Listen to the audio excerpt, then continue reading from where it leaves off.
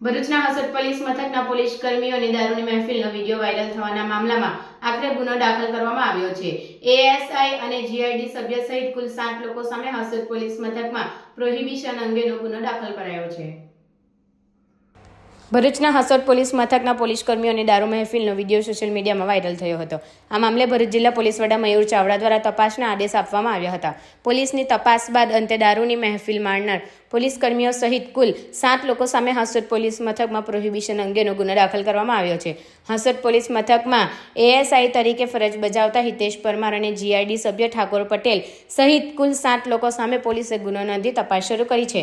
આ મામલામાં જીઆઈડી સભ્ય ઠાકોરભાઈ ગોમાનભાઈ પટેલ, મુજાદ મોહમ્મદ, ઝફર મોહમ્મદ, શફીક ઉર્ફે બાબુ શેખ, મોહમ્મદ શફીક, અબ્દુલ મજીદ શેખ, નાસિરભાઈ, એએસઆઈ હિતેશભાઈ, દેવજીભાઈ પરમાર, મોહમ્મદ અનીસ, મોહમ્મદ યુનુસ મેમણ અને રઈશભાઈ નામના શખ્સ વિરુદ્ધ ગુનો દાખલ કરવામાં આવ્યો છે। અમેરિકાથી પરત આવેલ નાસિર મિર્ઝાએ પોલીસ કર્મીઓ માટે મહેફિલનું આયોજન કર્યું હોવાનું બહાર આવ્યું છે અને આ મહેફિલ હાંસોટમાં આવેલ એક ભઠ્ઠા પર યોજાઈ હતી, જેમાં પોલીસ કર્મી નશાની હાલતમાં ડાન્સ કરતા હોવાનું વિડીયોમાં સ્પષ્ટ જણાયું હતું। પોલીસ કર્મીઓ દારૂબંધીના લીરા ઉડાવતા નજરે પડ્યા। જિલ્લા પોલીસ વડાએ તપાસના આદેશ આપતા અંતે ગુનો દાખલ કરવામાં આવ્યો છે। પોલીસ કર્મીઓ સામે પ્રોહિબિશન અંગેનો ગુનો દાખલ થતાં ખળભળાટ મચી જવા પામ્યો છે।